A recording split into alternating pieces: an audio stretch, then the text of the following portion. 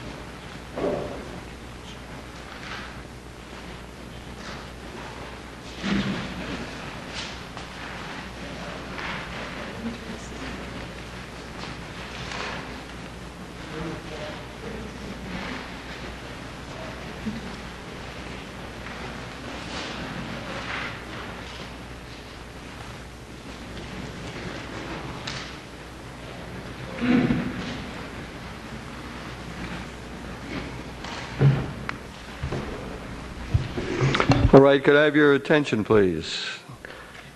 We'll want to welcome everybody. This is sort of the conclusion of this long lecture series that we had, 15 lectures throughout this spring semester. And it's been a real treat in many ways. I mean, I've enjoyed it. A lot of times I listen to the lectures in my class, and so I might have heard something a little different from what you heard here. Sometimes I heard them in here, but not always. And individually, I mean, I thought we had a terrific job, and they gave us great insights and so on. And collectively, they really helped to fill out the picture of what Catholic thought is all about. And so I want to try to use what they had to say, put it in my own framework here, and try to explore the whole idea of Catholic identity, Catholic thought, and especially trying to discern the traits or characteristics that we find in Catholic life and therefore in Catholic thought. As you notice in the outline, you really end up with 10 of those that I'm going to end up dealing with, 6 concerning the internal life of Catholicism and 4 more about the external life. Before I go on, I just want to see how many people in here did not hear any of the lectures in the series. Well, it's quite a number, yeah. Okay, and at the other extreme, how many would have heard them all? That's splits, that's quite a daunting task for a lecturer, wouldn't you say, in terms of a mixed crowd. Reminds me of the time I was invited to go to Costa Rica to speak. I didn't know who the audience was, and I got there, and I said, well, what's the makeup of this audience? So I got a little sense of how to deal with it. They said, well, it splits about half and half, total atheists and fundamentalist Christians.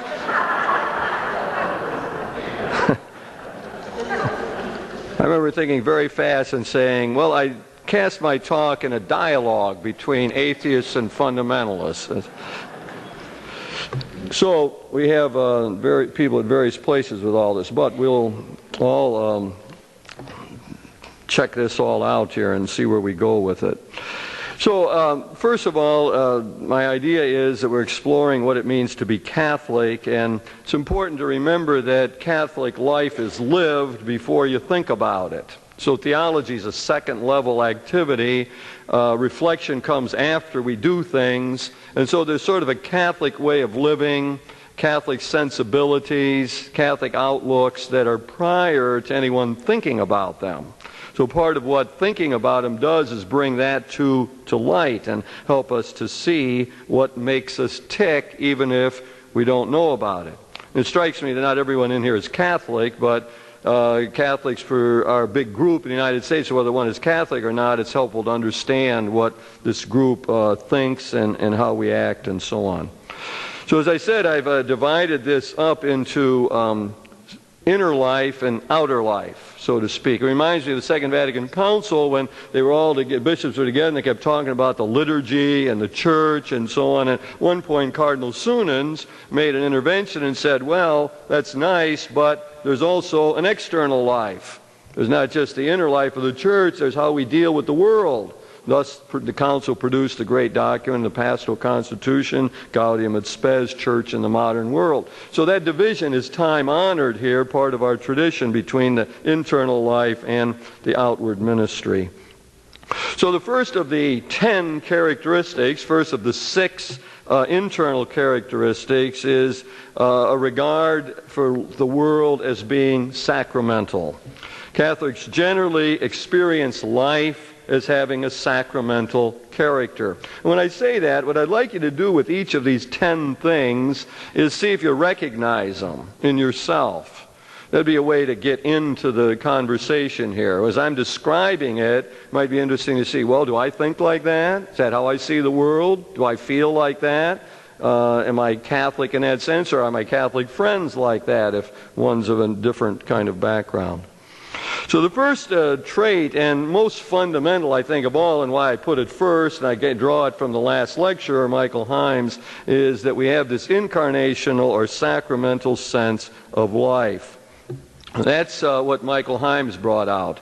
He, as I said, teaches at Boston College, and many of the questions that he raises are along this line. Now, when we think about his lecture is an example of what he was talking about. It was a work of art in itself. Those of you who heard it know that. Those who didn't, I'm telling you about it. It was a masterpiece in itself. It was integral. It was proportioned. It was clear. All the things that we associate with a beautiful work. And therefore, I don't want to do what he said you shouldn't do. He was castigating English teachers who said, well, read this poem by Yeats and then give me a short summary of what he said. So he's saying you shouldn't do that with a work of art. And I don't want to do that with his work of art.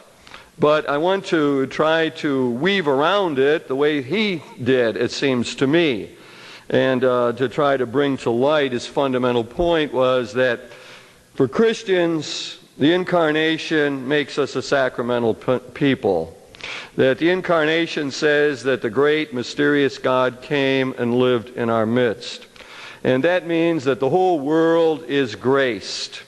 Every bit of reality is filled with the Holy Spirit. All things are potentially revelatory.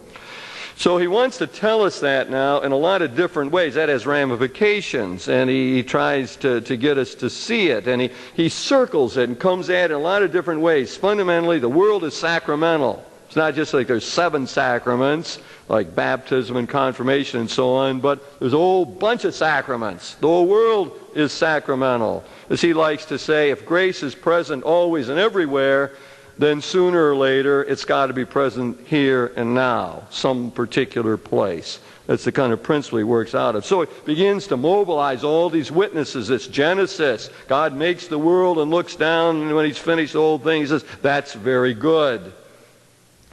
John, the Gospel of John says, the Word became flesh. The Son of God pitched his tent in our midst, making this world holy, making our flesh and blood, our bodiness holy, because God, the Word of God, has come and lived in our midst. And then Augustine, he loves Augustine. He says Augustine's more real to him than anyone else walking around. He knows everything about Augustine. He loves Augustine. Augustine, as you know, died in 430 and is the fountainhead of all theology, so he's picked a good one, mentor for himself in a way. So he says Augustine knows that, and Augustine knows that we're always trying to express ourselves, that God is closer to us than we are to ourselves, and that we're always trying to say who we are and trying to get at this godness that's in us and trying to say it projected in many different ways. He likes Aquinas and sees Aquinas as having a sense that nature and grace are interpenetrated. They're not one on top of the other. Grace is a second nature to us. It builds on nature. It suffuses nature. It's not just, grace isn't on top of it like a superstructure, but infuses all of it. He liked to talk about Coleridge and his emphasis on the imagination. Imagination is our ability to take what's abstract, theoretical, and make it real concrete and particular. Talks about Wittgenstein, great philosopher of the 20th century, ending his Tractatus, was saying, that whereof you cannot speak clearly, you should remain silent. Because this world of ours is mysterious, because you can't always get clarity. You can't say everything in a logical, deductive way. There's more to it. It's got a mysterious character because it's graced. That whereof you cannot speak clearly, you must remain silent, Wittgenstein said. My mentor, Ronner, always said about Wittgenstein, well, he just violated his own rule by saying that. And then he liked T.S. Eliot. T.S. Eliot says, well, yeah, but there's some things that are so important you can't remain silent. Some things are so important that it cries out for expression, like loving another person, cries out for the words, I love you. So there's some things so important we can't remain silent. He loves Gerard Manley Hopkins, quoted him at length. I like Hopkins' line, the world is charged with the grandeur of God. He liked it that Hopkins made self into a verb, that we are selving, we are producing ourselves or expressing ourselves always and everywhere. And then he had a negative example from Goethe's Faust, Mephistopheles, saying that, well, nothing is any good in the world. It's all bad. It's all trash, all garbage. It's better if nothing ever existed. That's the satanic view. That's the opposite view of this Christian incarnationalism. Jonathan Edwards, he liked to quote that really we are trying to express ourselves, and when we do so, we move towards holiness. We have to be consistent in trying to express what God and ourselves is all about. So that takes me to the idea of saying, well, Catholicism should be a patron of the arts, therefore. Catholicism should love the arts because the arts are that concrete way of expressing what we are all about. Then he had the counterexample of Duke Ellington writing a jazz mass, and New York Archdiocese and the Cathedral of St. Patrick's not being willing to ever perform that jazz mass. Ellington's a Catholic and wanted it done in a cathedral, and they wouldn't do it, so an Episcopalian church did it. Saw that as a really negative example in the 20th century of how Catholicism has not embraced the arts the way that perhaps we should. So he's saying that's a sacramental principle. He's wonderful at saying it. It's like after you hear it, it's like an art piece that says, yes, the finite world is graced. Yes, all of it is grace. Mystery suffuses everything that is. Sacraments are all around us. The whole world is sacramental and speaks to us of the mysterious God. Well, in each of these sections, then, I've tried to say what I think the passion of each of these speakers is all about, what drives them, motivates them. I think that really that Michael Himes sees the world that way, and he wants us to see it. He's got a poetic soul. got a feel for the arts, and it so enlivens him and strengthens him and excites him that he wants us all to see it like he does. It's like Teilhard de Chardin saying, come and see. And the world will look beautiful, and there will be marvelous, mysterious elements in it, and it will lead you to God if you just allow it. Then I was thinking, of course, my further reflections I have with each one, thinking about our own project here, and how I believe we have, thanks to generous donors, have tried to be a patron of the arts. So we see the beautiful artwork in this building, many original pieces. A lot of people look at the statue of Mary back there and the toddler Jesus, and our one effort to say how that shapes the sensibilities. What will it mean for little kids? I watch them go over there. Some of them will put their arms around Jesus, and they'll look up in Mary's face, and they're amazed that it's down on their level. What does it mean to grow up looking at a statue of Mary like that rather than a statue of that makes her look unreal up on a wall? What will that do to Catholic sensibility, that kind of artwork? I think it has to have an effect. I watch little kids go over there. I love to just let them go and see what they'll do. And it portrays Mary in a different way. I mean, they'll surely think of Mary in a different way than the previous generation who saw plastic statues up on a wall of Mary. There she is doing something very ordinary, teaching her child to take his first steps. I think it has an influence in all of this. And the other way I would develop Heim's thought in some of my own directions would be to put greater emphasis on the role of the Eucharist in shaping this sacramental sense of life. Why is it we Catholics see the world like that? And I believe it's because of Mass, because we made a First Communion, because people got married at Mass, because people got confirmed at Mass and buried loved ones at Mass, and had home masses and graduation masses. And what the Mass always said over and over to us is, somehow the vast, mysterious God is present in the sharing of a meal. The infinite God's present in the sharing of bread and wine. So if he's present in bread and wine, he could be present in the sunset, or the mountains, or the rain, or in other people. That's why we think like that. That's why Catholics have a sacramental sense, because that's why we bless things and we believe that the world is graced and not just a depraved place. Well, think about it. That's further reflection. Where would it go for you? Now, on the same sacramental point, what happened with the Whiteheads is that they took that same principle. It's Jim and Evelyn Whitehead. He's a theologian trained at Harvard. Evelyn's a psychologist trained at the University of Chicago. And they formed this beautiful marriage and this wonderful intellectual partnership where they're interdisciplinary. They bring their stuff together and they write these wonderful books that you draw on the social sciences and also the world of theology. I think what a fruitful partnership they've developed for themselves. And it just sort of exudes from their very being. So what did they do? They took this general sacramental principle and applied it to the one area that we Catholics don't usually apply it. And that's to sexuality. So somehow, and the Whiteheads think they know how, the great favorite of Michael Himes, the one he loves so much, Augustine, is for them the bête noire. It's Augustine's who's the bad guy and messed it all up. Interesting difference, response to the same great theologian. So he's the one who kept us from seeing the obvious. That is, if the whole world's graced, then sexuality must be graced. So their great emphasis is to say that sexuality is good, and it is sacramental itself. So it's good because pleasure is a gift from God, and pleasure concentrates our attention, and pleasure helps us to live in the moment.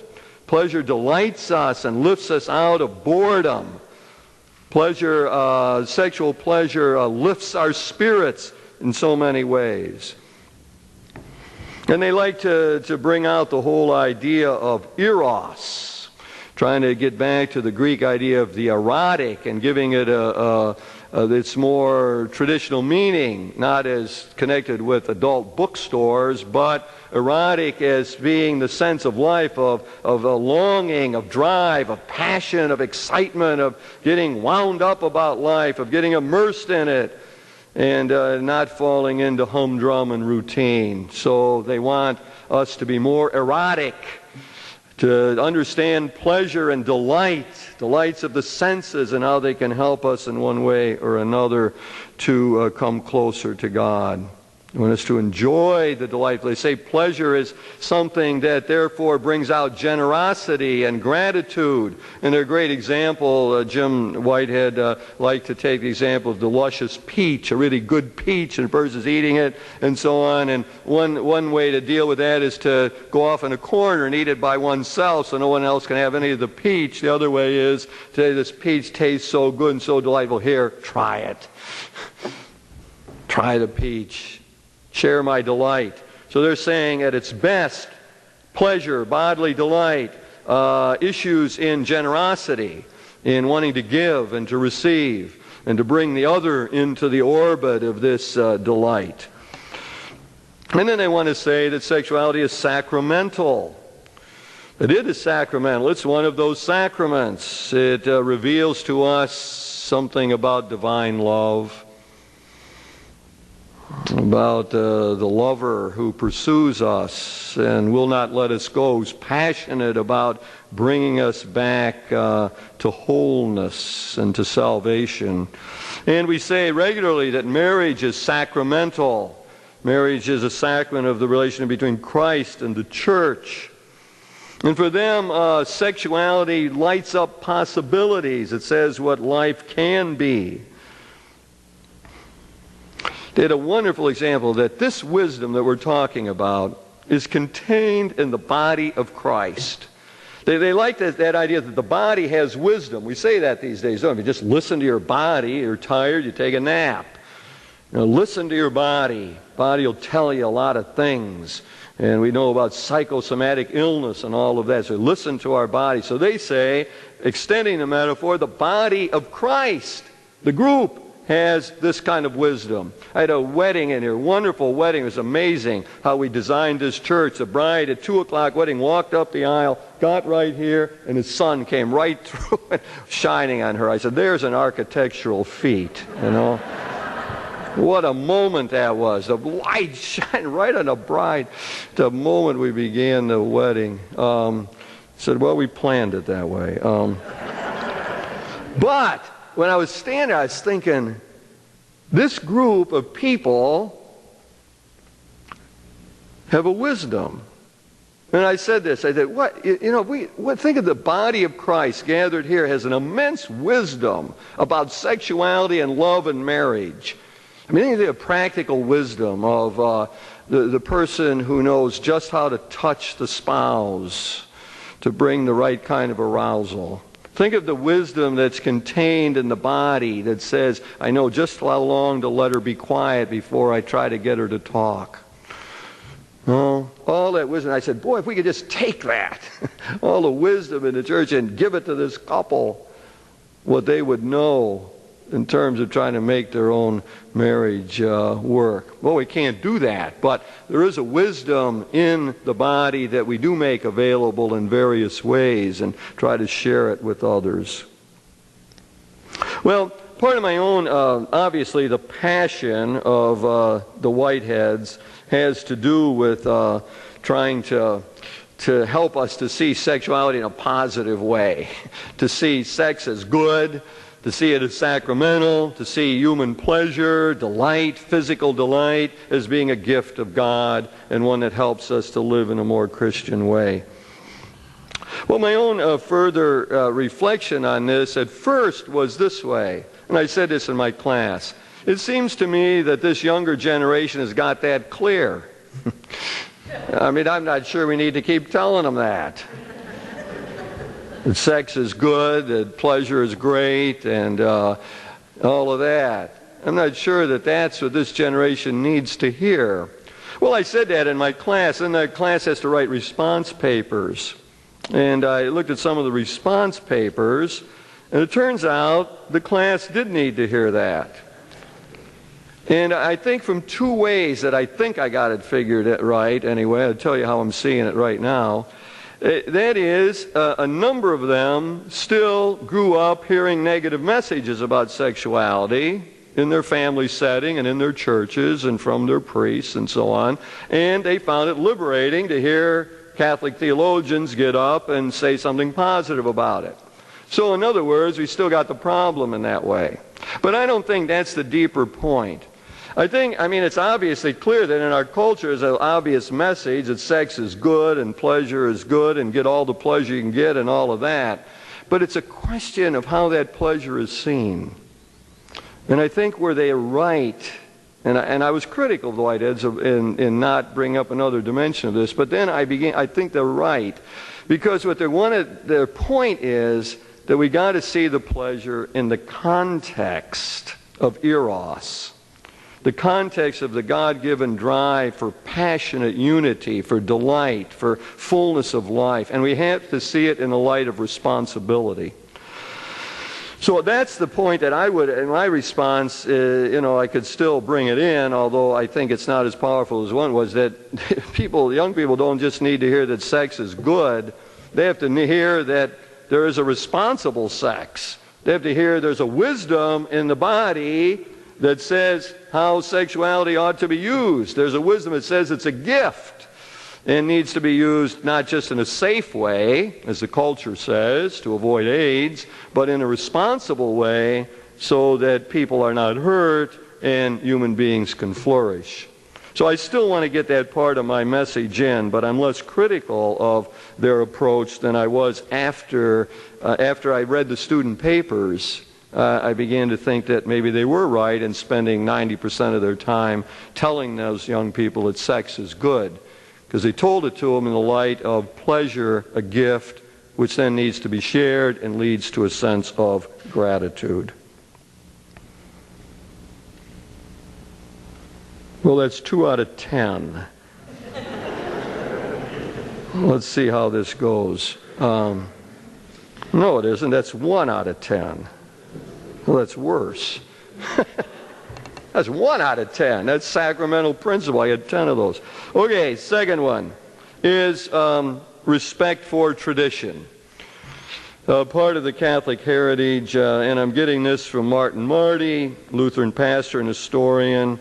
He's a wonderful guy. Got a great sense of the Catholic thing. I was just with him in Chicago last week at a meeting, and he called about 20 of us together, and sitting there with his bow tie like he was here, and says, well, called all of us together. He says, well, I just, didn't have to give a paper or anything. Just come and tell us your name, and you got 4 minutes to say what you think about private and public religion, and then we'll see where it goes. So we sat in a hotel room for all day long and talked like that. And he just sort of sat back. Now and then he made a comment, but that's partly how he works. He likes to gather folks, and he's got a confidence that if you just sit there and talk and get ideas from different people, that something good will emerge and probably be in his next book on public religion. Well, so what does he tell us? He's telling us all about spirituality. He says we got a new interest in it. Just go in a bookstore and you know that. You see it in all over. Even physicists are talking about spirituality. And he says if we're going to get at it, what we should do is listen. I like to quote from Spinoza, listen to others. Don't laugh or cry or put them down. But just listen and try to understand. William James is one of his mentors. James don't want to reduce the experience. Let's just hear what the spiritual experience is all about. Martin Marty likes to bring out a quote from Paul Tillich. In fact, he did it in Chicago again. Tillich said, never lose a symbol. All symbols are important in Christianity. But he said one that's really dead and will never arise, as far as I can see, is the notion of spirituality. He said that in the late 50s. Wrote it in his 3rd volume of the Systematics, which came out in 1963. This word spiritual will never make it. It'd be neat to bring Tillich back right now, the great Lutheran giant theologian, and let him walk around in a bookstore. I mean, what? Look at this bee. So spirituality has come back, and it's a positive word where religion has become a negative word. So our young people aren't thrilled about the word religion because it represents institutions. They don't like institutions. They tell you what to do or cramp your style, or they're corrupt. So spirituality is a positive word. Religion ends up being a bad word. And Marty tries to tell us, well, why did this happen? How could Tillich have been so dead wrong? And fundamentally, I think his answer is that the culture disappoints. The culture which is hedonistic and materialistic and rationalistic, which is one-dimensional, which is just secularized, disappoints the human spirit. And so my mentor, Karl Rahner, knew that the word spiritual would not go out. My mentor, Karl Rahner, understood at the same time Tillich didn't understand it, that we are essentially religious creatures, essentially spiritual creatures, and you can't shut it down. You can make the world one-dimensional. You can try to get rid of it. You can explain everything by natural causes, and just when you do that, the religious impulse will arise and the spirituality will come out again. So I think it's not surprising, indeed, that we have this renaissance of interest in spirituality. And then we get to his positive contribution on this. He says, as he looks around, in one sense, I think this great mind, and he's got all these neat categories all the time, and when he looks around at spirituality, he sees two types, moored and unmoored. That almost sounded simplistic to me. Moored and unmoored. So by moored, he's taking a sailing image. It's like the boat in the port, in the slip, and it's okay. And then when I was in Chicago with him, he said that a lot of people are misunderstanding his image of the moored and saying, well, you're moored even when you're out on the stormy seas. Even when you're out in the lake and it's rough. And you're still moored because you have this place to go, because you're anchored someplace. So to extend the metaphor to the religious life, what he's telling us that one type of spirituality is that's in touch with tradition, that takes seriously the sacred texts, that listens to the wisdom of the past, that's interested in what the great mystics and saints have said, that belongs to a community, that worships together at times. That's what he means by a moored spirituality, one that's rooted, anchored, as a place to be, grows out of a larger tradition. And of course, the unmoored then is the one that lacks all of those characteristics. It's the New Age person who dabbles here and there and has no set community and is constructing their own religion. Oh, I'm blanking on it. What is it? There's a religion named after a woman. Debbieism, is it? Sheilaism, thank you. Sheilaism, yes. Robert Bellas analyzed that. And he said, well, Sheila, he was talking to this young woman, well, Sheila constructed her own religion. You know, she picked a little of this, a little of that, and she ended up with Sheilaism. That's the unmoored. Sheila is unmoored, if we want to know what that's all about. So he says there's other kind of things. You want to see people who are moored.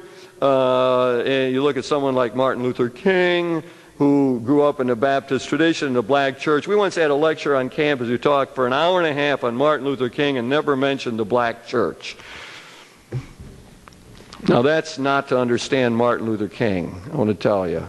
You cannot understand Martin Luther King without understanding the black church, the hymns that they sang, the preaching that they heard. Oh, being that way. So all these people, Dorothy Day, rooted in the Catholic tradition, Gandhi in the Hindu tradition, are figures on the wall back there, people who are rooted, stand for something, have a tradition to draw on. Well, I think that Marty's own passion is to relate religion and culture, religion and society. That's what the meeting in Chicago is all about, to try to figure out how you take private religion, people's own personal life, their prayer life, and extend it, relate it to, connect it in with the public life, the political life, the economic life. So I think that's what he's about, and he does it marvelously well. Now, in all this, what we end up saying, it seems to me, is that for us Catholics, we know what he's talking about. And somehow in our guts we know that being moored is a good thing. That tradition's important. That we can learn from the saints.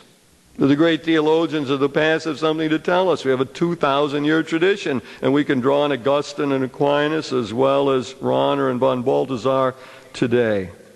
So that we have the feeling for this, that to be moored is part of our Catholic outlook, a respect for tradition.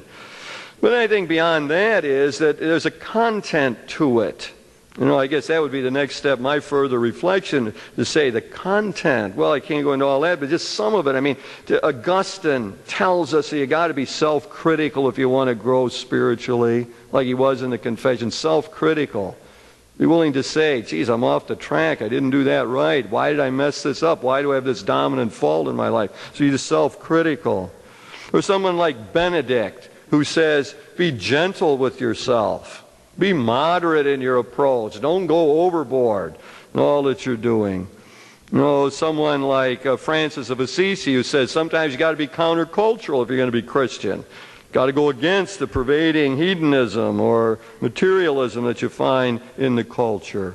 Or someone like Hildegard of Bingen, who brings us feminine imagery of God.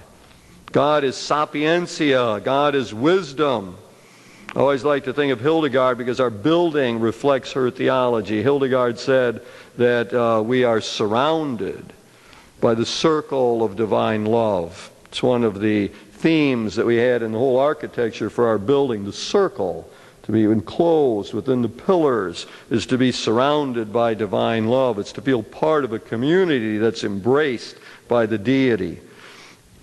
So from all these people, Ignatius tells us how to meditate. Put yourself in a biblical scene. Pretend you're the woman at the well. Pretend you're a bystander when Jesus is talking to the woman at the well. And how would you feel and what would you think and how did it strike you?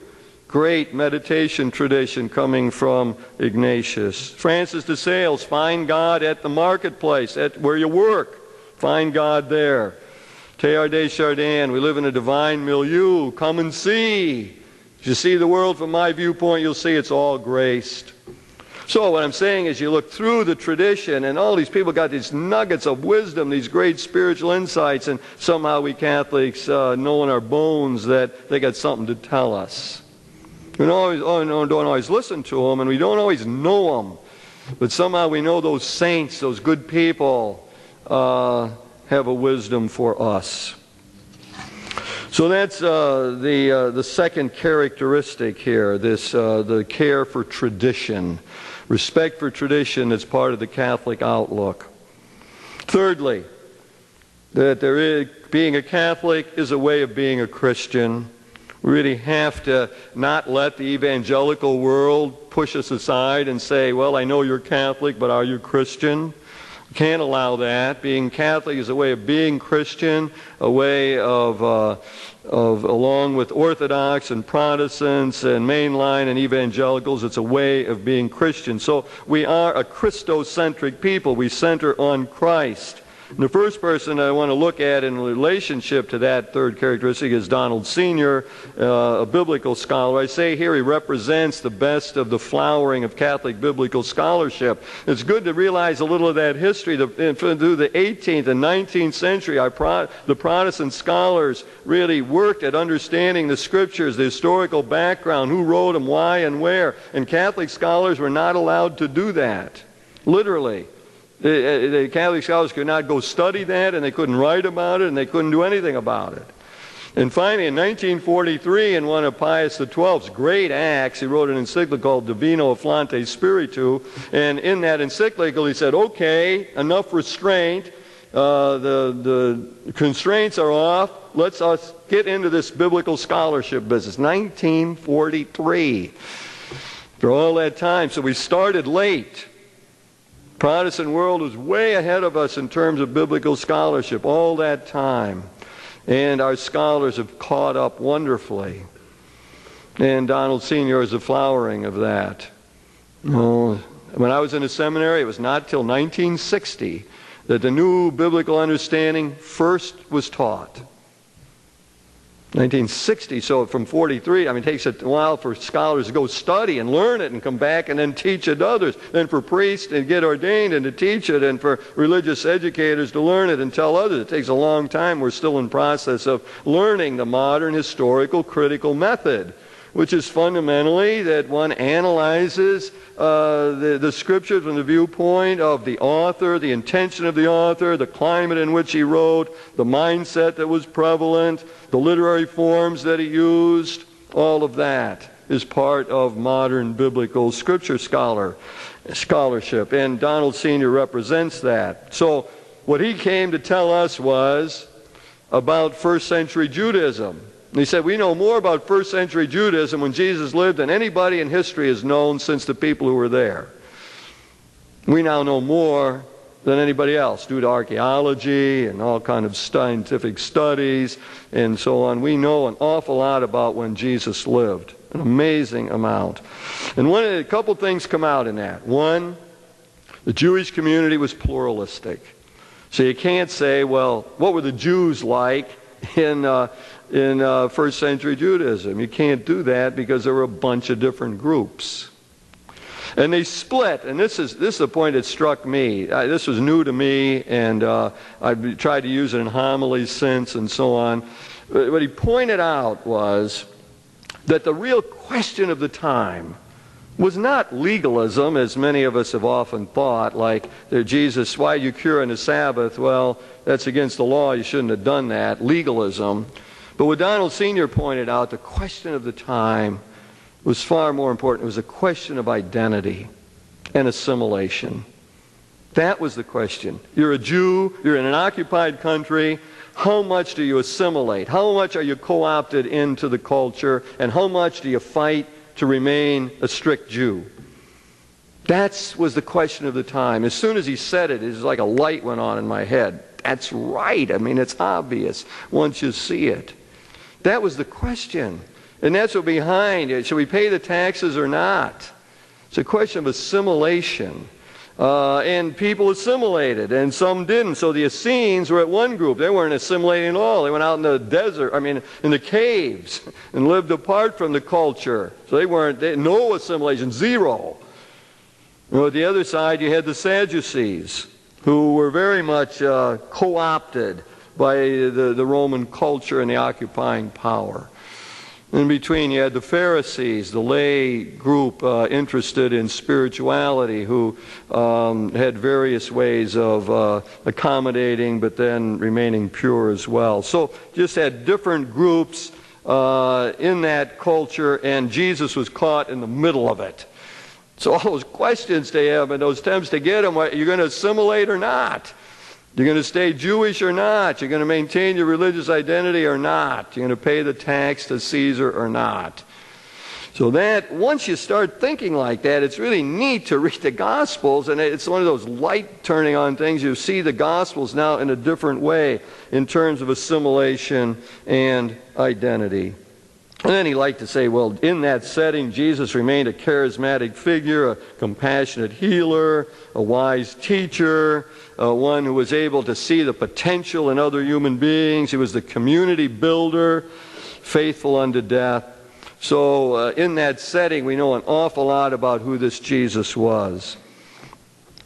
Now, the great debate opened up by modern critical methods is the Christ you see in the Gospels are written 70, 80s, 90s. Jesus died in 30, long time. You read about what he did, healing, miracles, parables, preaching, all that, community building. Is that what he was really like? Or did they lose the picture in the 60-year time lag? That became the question of 19th, 20th century. The Protestants wrestled with that, and that's one of the reasons the popes didn't let our scholars mess with it, because it could screw up your old faith. You'd lose your old faith because you wouldn't know if the Christ of faith, Christ in the Gospels, is really like the historical Jesus was or not. And of course, Donald Sr. is among those who said, yes, we know this. Yes, the Jesus of history is the Christ of faith. The Christ of faith is remarkably in tune with what we know now from scholarly methods about the historical Jesus. Well, my further reflections, I sort of shared them already. It seems to me that when you start putting it in a question of identity and assimilation, oh, what a message for us in this culture. Now, the legalism thing never hit people that hard. I mean, I don't know that Catholics were ever that legalistic. Maybe we were in some ways. Go to Mass because we're going to go to hell or something. But boy, I mean, that was minor. But now if you think assimilation and identity, wow. How much do you assimilate into a hedonistic, materialistic, rationalistic culture? How much do you buy into the world of advertising? How much do you buy into the dominant culture? Or how much are we set aside? How much do we say no? How much do we negate that? How countercultural are we? I think the Gospels take on a lot more meaning when we look at them in that way. And that brings us to a second person who's dealing with the third trait, the Christological trait, and that's John Shea. Now, John Shea is not a biblical scholar. He's really a theologian, big difference between the two. But he's not a traditional theologian, systematic theologian. He's gone off in his own way and done his own thing. And fundamentally, he's chosen to read the Gospels not in a historical, critical way, but in a literary way. You just read them for what they are. You read them as a story and see what they tell you. And that is a powerful thing that he's come across. He meditates for months on a parable, for example. Months and months. And he reads commentaries and so on, and he gets ideas from other scholars, but then he thinks his own thoughts about it. And he comes up with these marvelous insights. And I think the key to understanding what he says is, always he goes back to the distinction between the inner life and the outer life. Inner life and outer life. So he keeps pushing us back. The Gospels are talking about how to prepare ourselves internally to deal with the difficult world. They're all about the spirit. They're all about the inside. They're all about attitudes and perspectives and what makes us tick. So that distinction between external and internal. Now he reads the Passion account, just the one from Luke here. So what happens when he sees Jesus goes off and prays? So look at Jesus in all this. Jesus is awake. He's praying. And in doing that, he's drawing on this power of the Spirit within him. He's getting in tune with God. He's enabling himself to find strength from within. So he's strengthening his inner life, getting his head together, as we say today. They fall asleep. They're not with it. They're not attuned. So they represent the being out of touch with the inner life. They're blocking on the grace. They're not in touch with the Spirit. And thus, when the external world impinges on them, they act irrationally. They either take a sword and strike out or run away. They fail. The kiss of Judas. What does the kiss of Judas mean? It's being the internal and the external are out of sync. This is hypocrisy. The kiss of Judas represents phoniness at its worst. He even says like the stone. Jesus went to pray a stone's throw away. And he says, boy, you're that stone business. Start thinking of stoning people. And then Jesus sweating blood. And you start thinking of blood and violence. And then what happens is that because the disciples are not prepared interiorly, because they haven't prayed, they haven't meditated, they haven't reflected, they've been asleep. Therefore, in the threatening situation, they resort to violence. Peter takes a sword, cuts off the ear of the servant. Then he does this neat thing with ears. Cutting off the ear. Does that mean you can't hear? Can't listen. Can't listen, you can't have dialogue. No dialogue, no conversation, you get violent. What does Jesus do? Heals the ear. Jesus heals the ear. Again, John Shea's reading of that. That means that Jesus has the power to help us listen again. And to move us to dialogue. And to strengthen our inner life. So that the external world, with all of the crosses, all the vicissitudes, everything, can't submerge us. Well, it's wonderful. You see the idea of what he's getting at in all of this. It's a wonderful way of reading the Scriptures. Now, I mean, we're not all John Shea and certainly can't tell the stories like he does, but it's much more accessible than the historical critical method. I mean, anybody in a room can pick up a Bible and read a story like that and say, well, cut off his ear. What does that mean? You can stop and think about it for 15 minutes if you want. But what you can't know without a commentary is who the Essenes were, or who the Pharisees were, or the Sadducees, or what year Mark wrote his gospel, or who he wrote it to. Only the scholars know that stuff. So you need both things. You need the historical critical method, people like Don Sr., who help us to zero in on what's happening and literal meaning of the Scriptures, but this new narrative method, used by many other scholars besides John Shea, I think is really wonderful at getting at what Jesus really is all about. And especially this interplay between the internal and the external. And just think about the stories that way. Jesus is the one who cultivated the inner life, and because of that, he was not reactive to life. You know, like, boy, she made me mad, or boy, he made me act irrationally. No, the Jesus Spirit says, well, no, stay in touch with the interior spirit. Stay together. Keep some perspective. Don't get bent out of shape. You don't have to react to everything that happens in the world. It's not the end of the world every time something bad happens. Don't react. But Jesus says respond. Respond to the world out of strength because you've developed it in a prayer life. So that's the third characteristic here of being Christocentric, involved in the inner life of the Catholic attitude. Fourthly, I think there's some sort of sense that there's a value in having a pope. Now, that's a tough call for a lot of Catholics these days, I suppose. But on balance, I think the Catholics' thought is, on balance, it's better to have one than not have one. Because he can be a spokesperson for gospel ideals and so on. Well, that's what Richard McBrien talked about in an engaging way, the first lecture. Kind of him to come and do that. McBrien, I think of as a leader of the progressives in the church and always talking about the spirit of Vatican II and trying to live up to that. And he comes and talks to us about the Pope and the Pope's job. And what he says fundamentally is the Pope's big job, his ministry, is to hold the church together, to keep the unity of the universal church. He's also the pastor of Rome. He's got to take care of people in Rome because he's the bishop of Rome. But his really big job is to hold the church together, to keep the unity. And McBrien, not surprisingly, thinks that out of all those popes we've had for 2,000 years, the greatest one of all was John the 23rd. Because John the 23rd portrayed this great openness, because he called the Second Vatican Council, because he moved us in new directions, because he initiated this liturgical reform that we benefit from today, because he opened his arms up to Protestants, said, here I am, I'm Joseph, your brother, because he portrayed a human face. All of that makes McBrien think that he is the greatest of the popes and has made the most positive impact. He's more mixed on our current pope. This is not surprising. He thinks that he's been too authoritarian, too centralized in Rome, too much control out of the Vatican. But he admits he's done a lot of good things for social justice and so on.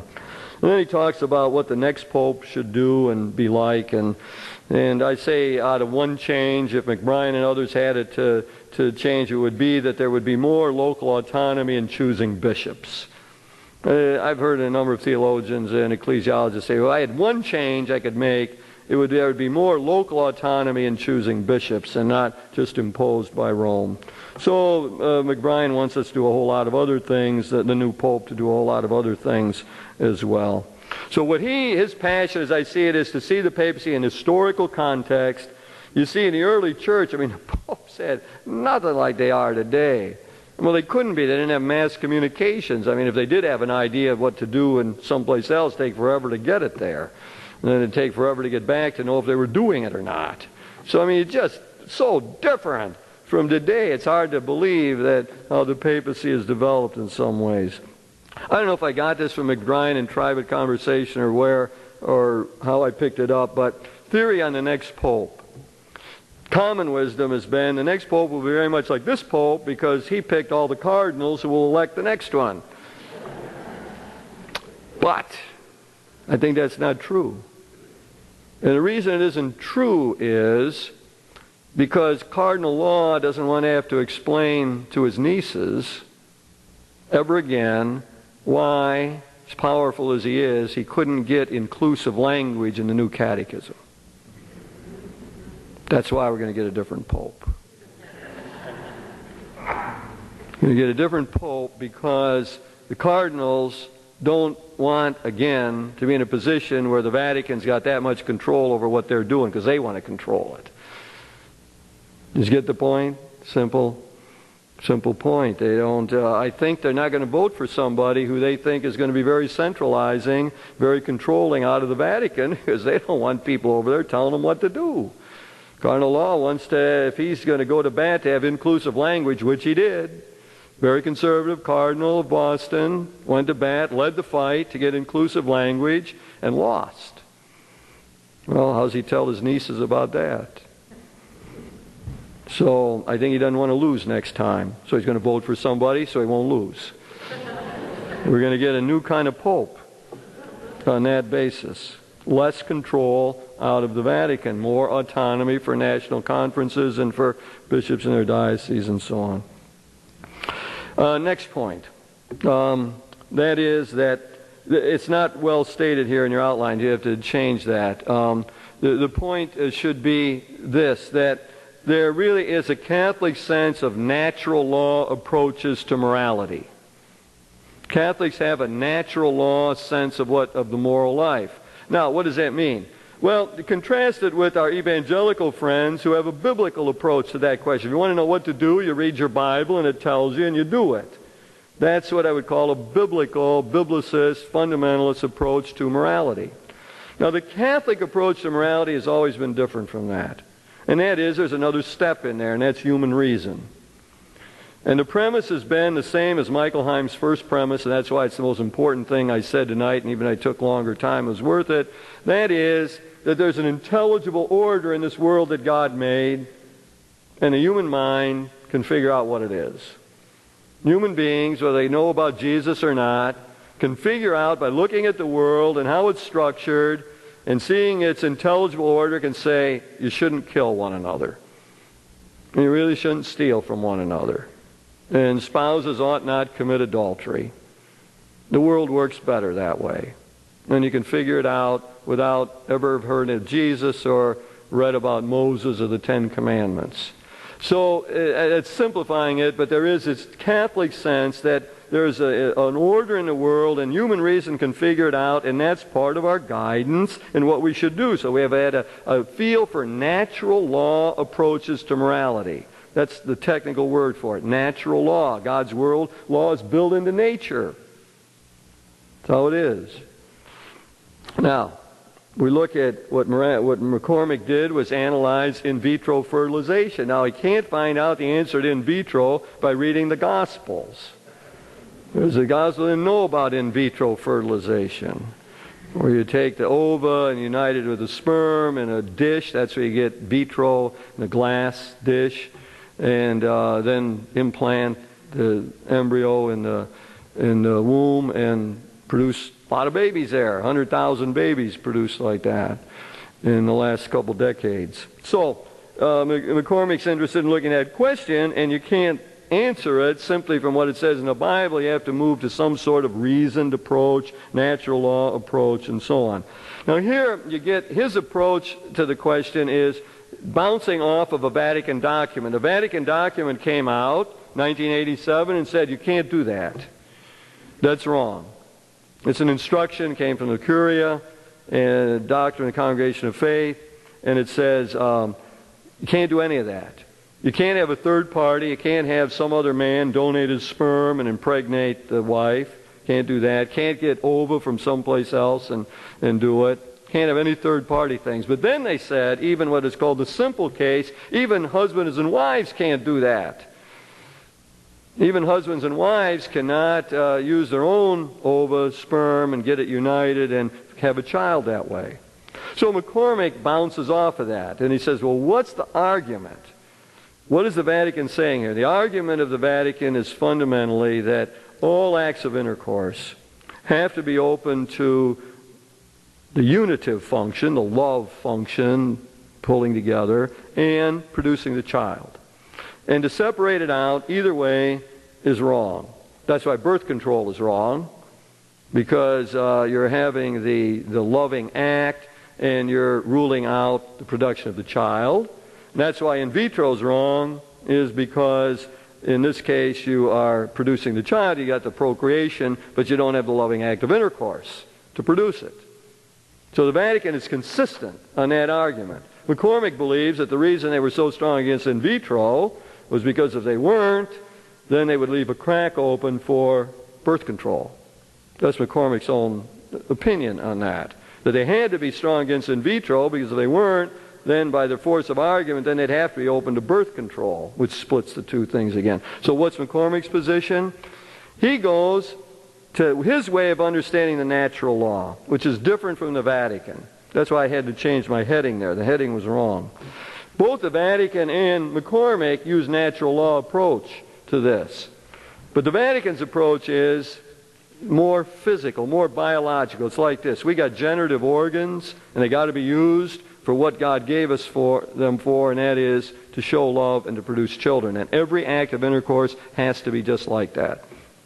McCormick's answer to that is, no, we need a different outlook on natural law. Different way of looking at it, more personalistic. It's not the organs, it's not that you got the organs that can produce a child, it's what is the impact on persons, considered as integral wholes, as he says, considered integrally. What's the impact of this procedure on persons? Not just on generative organs. And when he looks at it that way, he says, I agree with them on third party. That's bad for persons. That could be bad for the kid. The kid doesn't know who his mother is. They might not know who his father is. Well, how's the kid going to do it? It might be bad for him, and we don't know that. So he says, I agree with the Vatican, not on the grounds that every act of intercourse has to be open to procreation or always united that way, but on the grounds it's bad for persons. On the other hand, he disagrees with the Vatican and says, I can't see what's wrong with in vitro for husband and wife that are infertile. And the Vatican documents made it sound like parents who did that, couples who did that, were like not loving. They separated love from procreation. And McCormick says, no, if you look at it in the broader sense, that could be a really loving act. Now, I've dealt with couples who have been infertile and have gone through in vitro, and it's not fun, as they tell me. And they do it for love for one another, to have the child. There's a lot of love involved. So McCormick says there's a lot of way to show love, not just in the act of intercourse. So he says you do have to keep love and procreation together in marriage. Couples have to do that, but not in every act of intercourse. So that's the fundamental difference that arises in all of this. But in each one, both the Vatican and McCormick, they use what we might call a natural law approach to all of this. Well, we could do more thinking about all this. I think part of McCormick's passion is to not claim too much in the public forum. He thinks that when we Catholics do not have consistent and logical and good arguments, that the rest of the world rules us out and then they won't listen to our good arguments. So he thinks we always got to have a solid argument for our position, one that has at least a chance of persuading people in the public forum. And he doesn't like it when the Vatican makes statements and doesn't seem to have any sort of logical argument that other people can understand that would back it up. So if we do more thinking about all this, we could go in the direction of dissent. What happens if dissent? McCormick dissents from that document. Other theologians dissented from other documents, not from dogmas, but from other teachings. And at least sometimes in history it seems as though dissent has been good. Sometimes it's been bad and destructive. Sometimes it's been good and it's produced results. Great example is John Courtney Murray dissenting on religious liberty. And 10 years later, he was told he couldn't write any more about it, and 10 years later, there he was at the Vatican, concelebrating with the Pope the issuance of the document on religious liberty, which enshrined the ideas he had been condemned for 10 years before. So because of his work, the ideas of religious liberty came into the Catholic thought pattern. And so it's one example of where dissent, I think, has been somehow healthy. Next and final internal characteristic is that Catholic thought is pluralistic. Catholic life is pluralistic. We got various pieties, various approaches, and so on. And the two figures I raise up and diametrically opposed here are Michael Novak and Rosemary Ruther. So when Novak looks at the world, he says best thing going is democratic capitalism in the United States. It's based on Christian principles, and it works, and more people are fed, and it all is terrific. And he lists all these ways that Judeo-Christian thought has helped produce that. The Creator God calls us to use our intelligence to build the kingdom. So on, one of his really important points is that equality is not based on that we're all somehow make the same amount of money or have the same amount of money, but real equality is based that God loves us all as we are. So I would say that for him that's a passion point. And he then offered his own argument why he thought women should not be ordained, which is fundamentally the argument that if they were, the gospel would be diluted, because women would preach the compassion of Jesus, and people would say, well, that's just a woman talking. She's naturally compassionate. But when men preach the gospel of compassion of Jesus, these warrior types are seen to have been changed by the gospel, and you see the power of the gospel. Now, I don't want to be unfair to Michael, but I think that is the essence of the argument that he presented on why women should not be ordained. Then we have Rosemary Ruther. When Rosemary Ruther looks at the world, she doesn't see, wow, democratic capitalism is feeding more people and produce the most affluent society in the history of the world. She sees inequities. When she looks at the world, she sees that women don't make the same amount of money as men for doing the same work. And she looks at the world, she says we're messing it up with pollution, messing up our environment. And she sees all the minorities not properly treated. She says the world is inequitable and so unfair, that there are unjust structures and systems that imprison people, and we got to free them up. That's how Rosemary sees the world, and she thinks that the resources for doing that are in the gospel, in the Bible. She's still a Catholic. She doesn't leave the church. She goes to Mass regularly at the Northwestern Newman Center. Won't leave the church. Very critical. Much that goes on.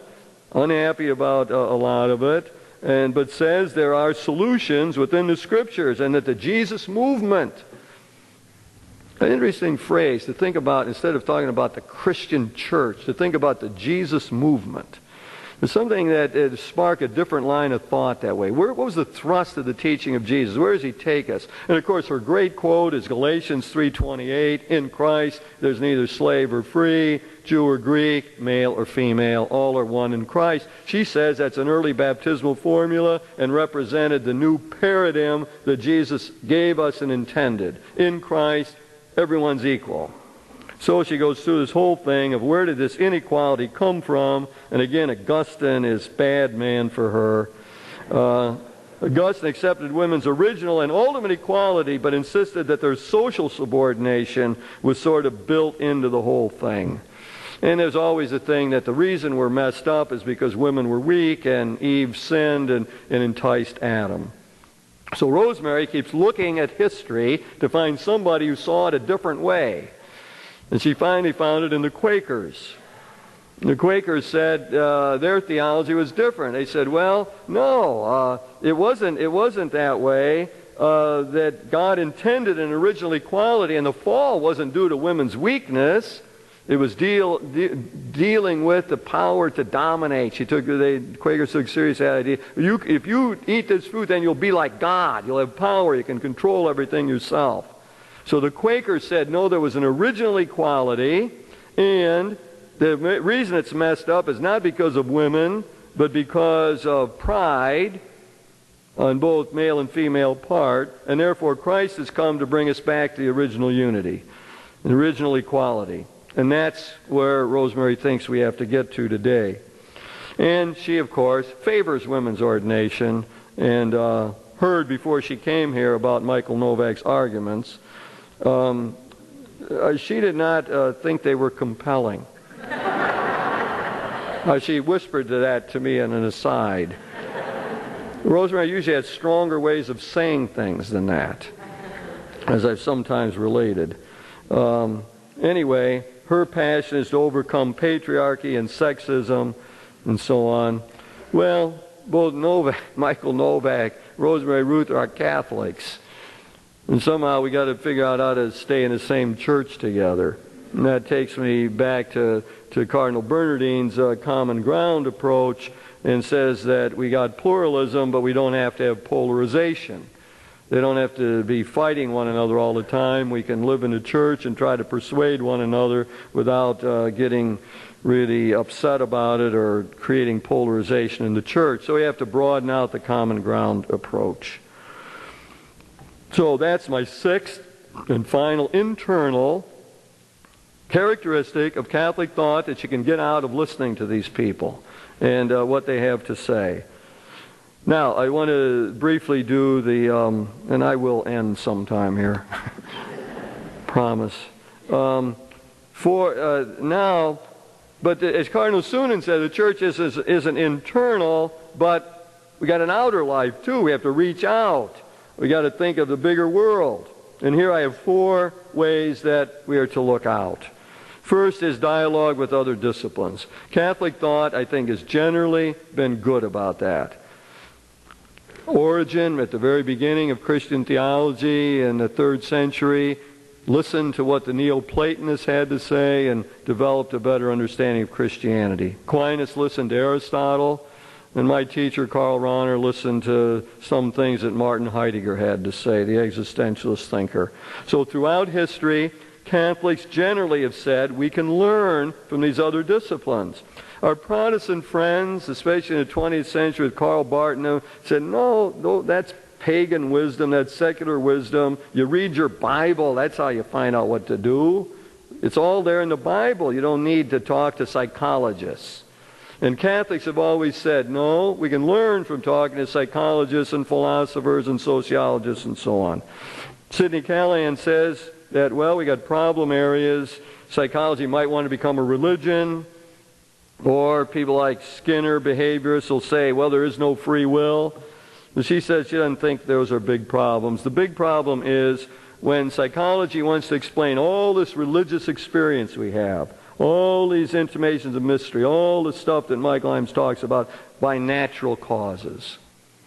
And this is my addition to her thing, I think especially by brain chemistry these days. Well, I think that what Sidney Callahan wanted to say was that, well, even psychology now is starting to broaden out its own viewpoint.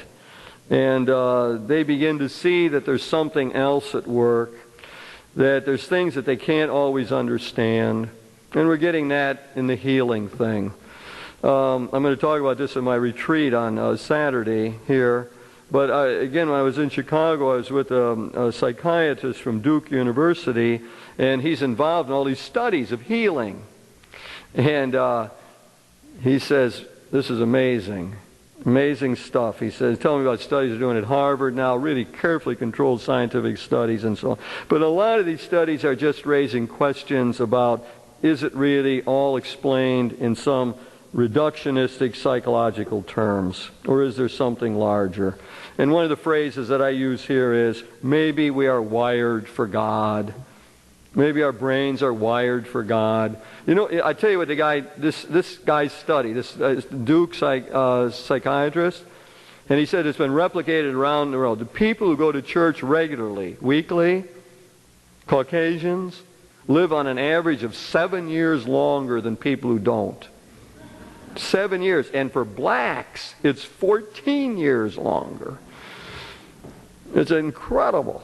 And he says it's been replicated all over and so on. So maybe we are wired for God. Maybe the psychologists have to see this. Then the next thing I wrote down in a intemperate moment where I said, maybe we could think of the brain as the soul. I really am not going to expand on that.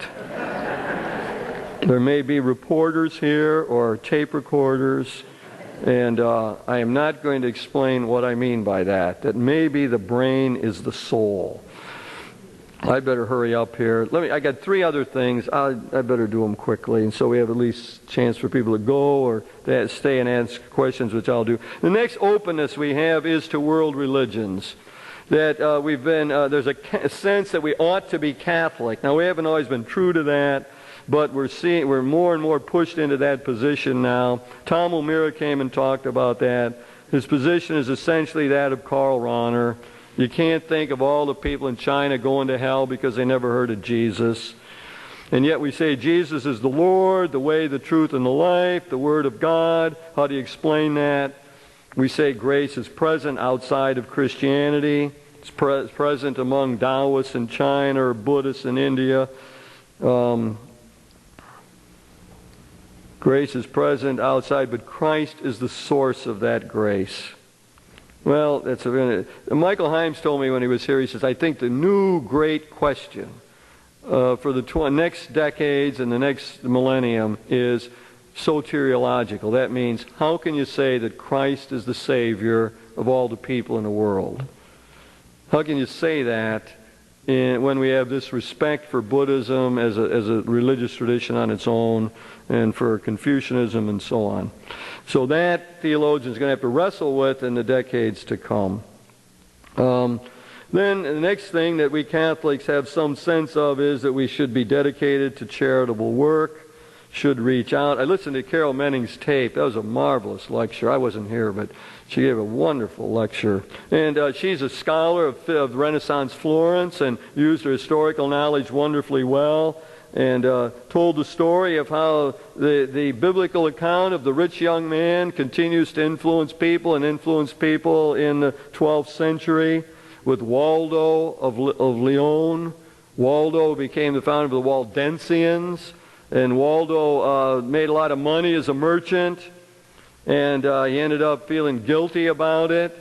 And some preacher came and told him the story of the rich young man, came to Jesus and said, well, I do everything right. And Jesus said, well, do one more thing. Go and sell everything, come and follow me. And the young man got sad, face fell, he couldn't do it.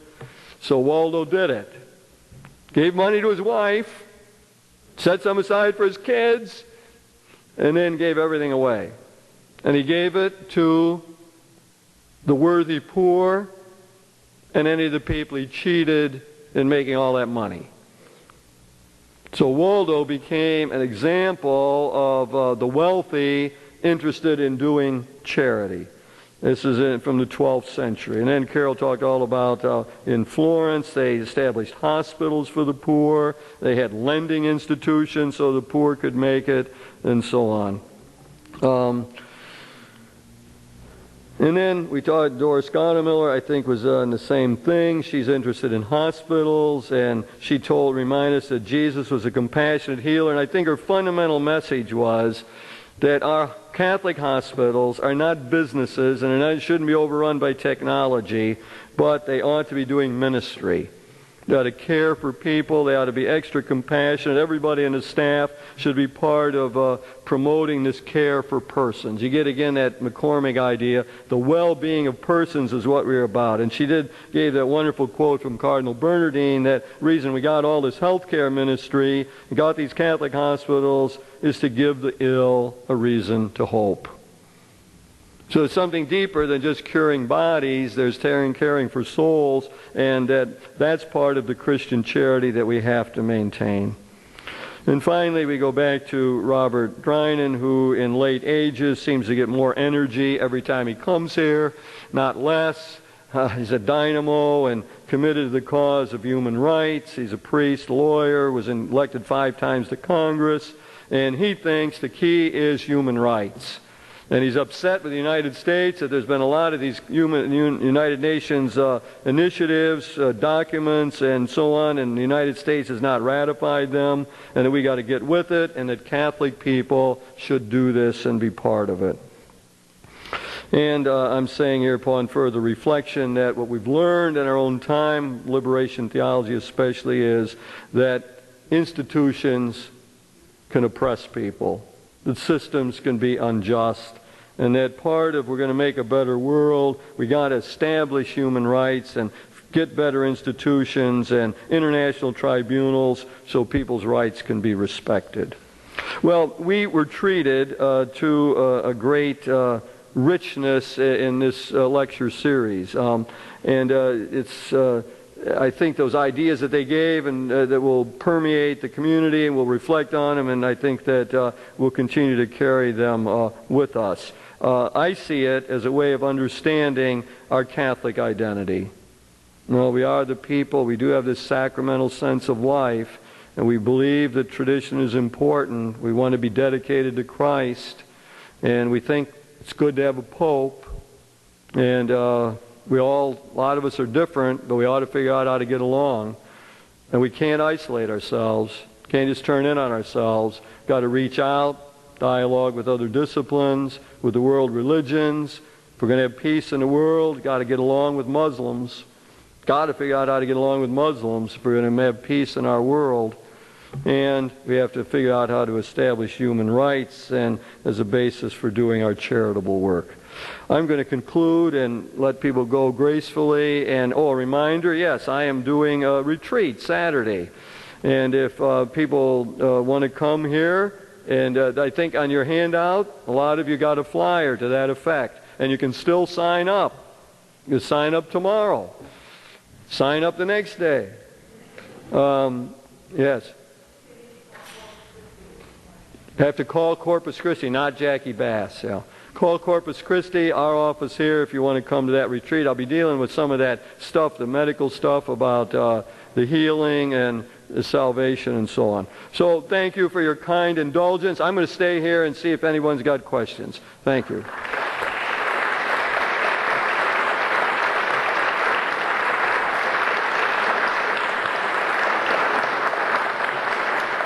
Thank you. We'll take our 1-minute stand-up break and then see if anyone wants to stay and continue the conversation.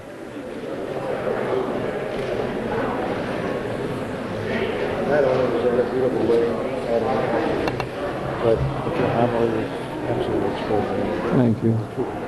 Oh, I appreciate it. Thank you. It was a nice wedding. Wasn't it beautiful? Meet young people. Yeah, wonderful. We talked about your prayer group this morning. Did you really? Kay is in our prayer. Oh, is she really? Yes, yes. Was she there with you today? Yeah, good. Yes. So we just all were just raving about her homily. It was so touched. All of us were just saying, oh. The common wisdom of the group. I like that. Oh. I never thought of that before. I've never said that in a homily before. It just came and realized the wisdom. You might have been the catalyst for that.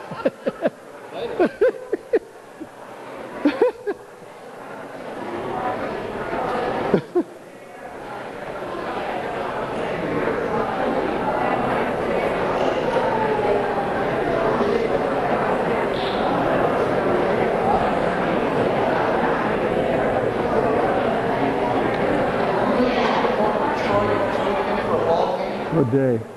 They're there Friday, Saturday, and Sunday. I know we're on those single days, so I can get some tickets. I just wondered if you were interested. Clayton's in Detroit next weekend, and I think it's a Friday night, a Saturday afternoon, and a Sunday afternoon.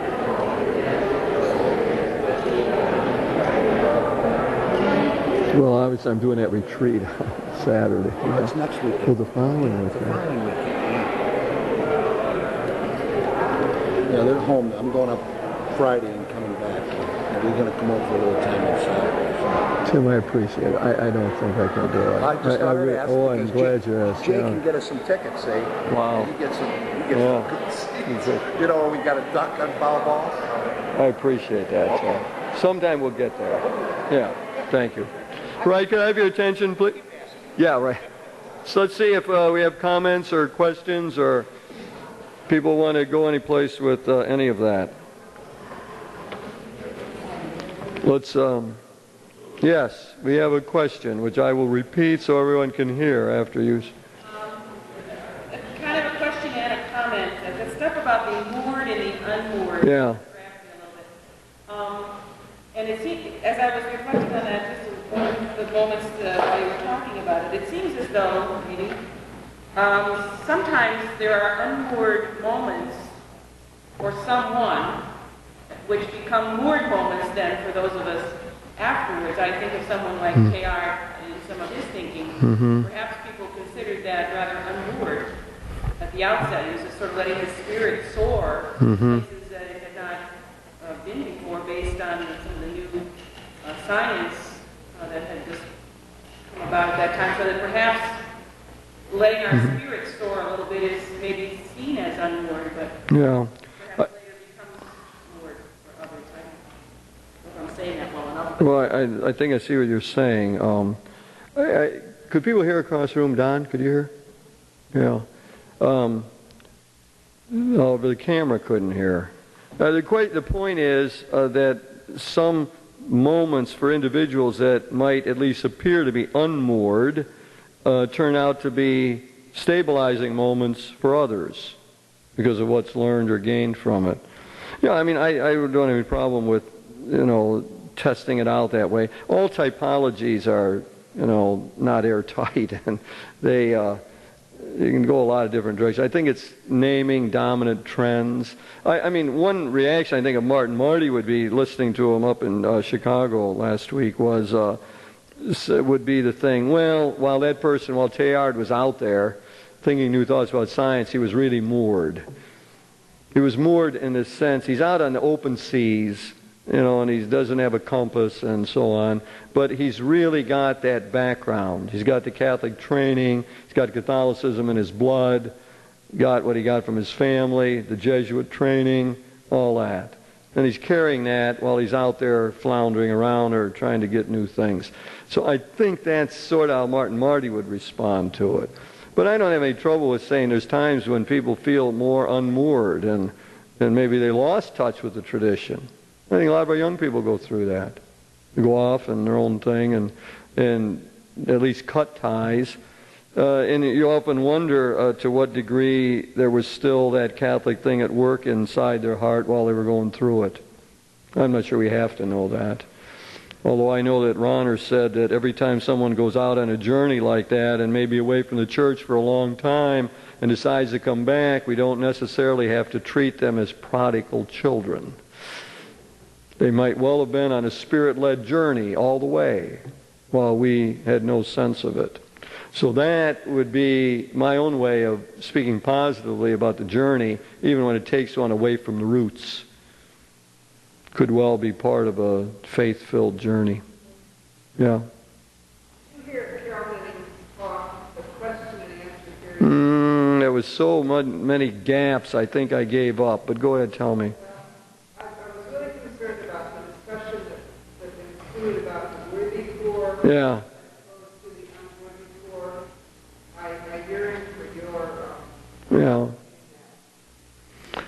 Well, yes, I did listen to a lot of the questions. Now that there were long gaps, people must have made long comments or something in the tape I listened to. But and I did hear some of it. But I mean, picking up on what you said, I don't know where Carol went with that. I think Carol, felt uncomfortable in that setting. She's an historian, and she was getting asked things that a contemporary theologian might want to deal with, or somebody else. So I know she felt uncomfortable that way, and I don't know how she approached it and so on. But given our current situation and the kinds of outlooks that exist in the United States, the mythologies around welfare, for example, you'd have to really be careful of that distinction, because people are going to use it to say an awful lot of people around are not worthy and therefore ought not receive help and so on. So that's part of the mythology in the United States. People have very little accurate sense of who's on welfare and who isn't, and who's in the ranks of poverty and who isn't, and so on. There's not much good knowledge in the body politic that way. and there's a lot of mythology that prevails. And to me, you'd have a lot of danger, therefore, in making that distinction. People could use it badly, I think. On that same line, she was talking in class, and I did my paper on this. In class, she was talking about 3 types of poor: worthy poor, unworthy poor, and the shame poor. The shame poor were treated very well because that was people who would be considered like middle class and who had the ability to work because they were laid off or whatever. They were considered the shame poor. They didn't want to be poor, but they were, so that was a shame thing. Shame for them. They felt ashamed of it. So they were given symbols of like white bread as a sign of. Yeah. And that's the difference between the worthy poor and the unworthy poor. Again, this is in that century. I forgot what century it was. 15th century Florence is her specialty. Yeah, the unworthy poor was the people who didn't work and who could work, and then the worthy poor were considered like the widows and The orphans, yeah. They built a hospital for them. So it's 3 types of poor that she distinguished. Yeah. Well, I mean, whenever you do historical study, then you get up to contemporary relevance. I mean, you have to do some bridging there. And I know she wasn't comfortable with that.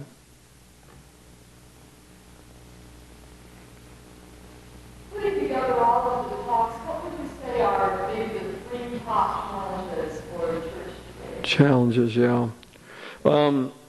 I think if you think internally, in terms of how we function that way, I would say getting together the spiritual and the religious. In other words, we live in a moment of time when there is this tremendous interest in spirituality. And it's coming up, percolating up all over the place. And it's largely divorced from religion.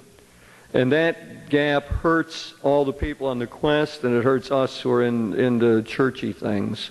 So getting that together would be really essential in my mind. And part of the way you get that together, the challenge is to show that in this case, the Catholic tradition has spiritual resources. Now, Ken Untner is a good example of how he tries to overcome this. Every Sunday during Lent, in every parish, they had to talk about the same thing, and they gave them written material, different forms of prayer.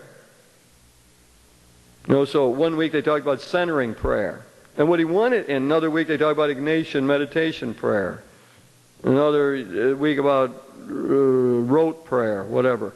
But the point was that he wanted them to see that inside this Catholic tradition are these rich spiritual resources, which are largely not known. I mean, unfortunately, even the clergy don't often know about that. So it doesn't come into the average preaching in the churches. So that, if we don't get that one together, we're going to have idiosyncratic spiritual searches entering in a bunch of Sheilaisms that are really unmoored. And the churches are going to suffer because they're going to just be seen as fossils or places where you go through these meaningless rituals that have no spiritual content. So we got to get that. That would be, I suppose, out of my top list. That's part of what I would think that we have to get together in a radical way.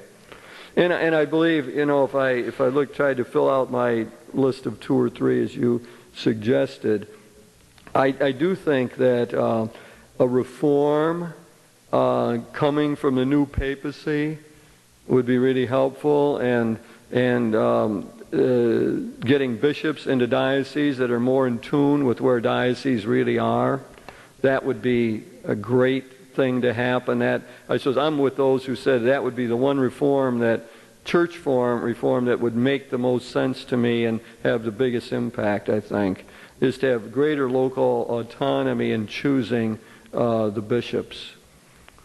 Well, and then in terms of the external, I think that what we've got to do is keep Catholic social teaching from being our best kept secret.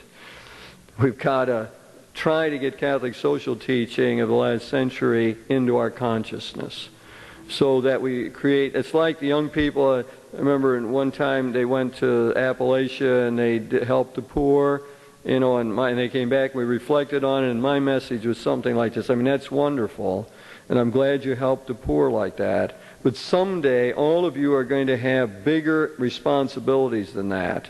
And you're either going to be training children or the president of a CEO of a company or something. And any one decision you make will have tremendous ramifications. And we want those people to have a sense of Catholic social teaching when they make those decisions. People who will be the leaders in the future. Some will be leaders in churches, and many will be leaders of children growing up and instructors of their children. And will they pass on some sense that we're not just saving our souls,